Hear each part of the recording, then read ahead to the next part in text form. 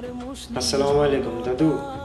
আপনার মনে কষ্ট যে খুলনা থেকে কৃষ্ণ নন্দীকে নমিনেশন দিয়েছে, ওই জায়গাতে কাকে ভোট দিবেন? তা আমি বলবো, যদি আপনি ইসলাম দেখতে চান, ন্যায় ইনসাফ দেখতে চান বাংলাদেশে, তো ওইখানে কৃষ্ণ নন্দীকেই ভোট দেন। আপনার দেশের প্রতি যতটুক হক আছে, ততটুক হক হিন্দু, বৌদ্ধ, খ্রিস্টান সবারই আছে। তো সংসদে কথা বলার জন্য হিন্দুদেরও অধিকার আছে, আপনার যতটুক আছে তাদেরও ততটুক অধিকার আছে। তো তারা চাইলে তো আর নির্বাচন করতে পারে না, তারা জনসংখ্যা কম, এই জন্য তারা চাইলে নির্বাচন করতে পারে না, তাই করে না। তো আপনি ভাবতেছেন যে আমি কৃষ্ণ নন্দীকে কেন ভোট দেব, ও ইসলামের বিরোধিতা করবে? না, ও জেনে শুনেই ইসলামের সাথে যোগ দিয়েছে।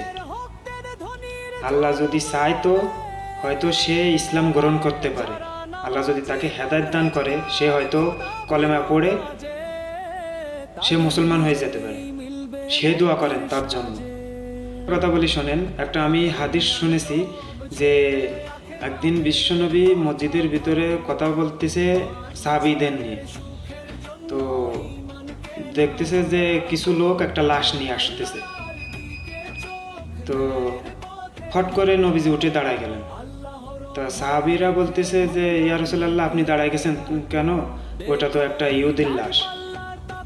তা নবীজি বলতেছে যে ওটা ইহুদির লাশ হলেও সে একজন মানুষ ছিল। তো বোঝেন যে কতটুক মানে মানুষের প্রতি তার ভালোবাসা ছিল নবীজির। আর আমরা তো সাধারণ মানুষ।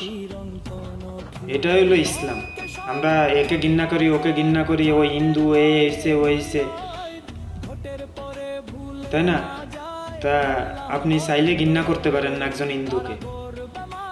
আজকে দেখেন আমাদের সমাজে মুসলমানরা যেভাবে মুসলমানের মানে বদনামি করে, ওইভাবে একজন হিন্দুও মুসলমানের বদনামি করে না। এই যে জামাতের বিরোধিতা যারা করে, তারা দেখেন জামাতকে মুনাফেক, এটা সেটা বিভিন্ন ধরনের গালি দেয়, কিন্তু একজন হিন্দু সেভাবে গালি দেয় না। অথচ সে একজন হিন্দু হয়ে কি আপনার জামাত ইসলামের সাথে যোগদান করেছে, ওদের জামাত ইসলামের থেকে সে এমপি নমিনেশন নিয়ে দাঁড়িয়েছে। তা বোঝেন তার কতটুকু মানবতা। আর কি বলবো।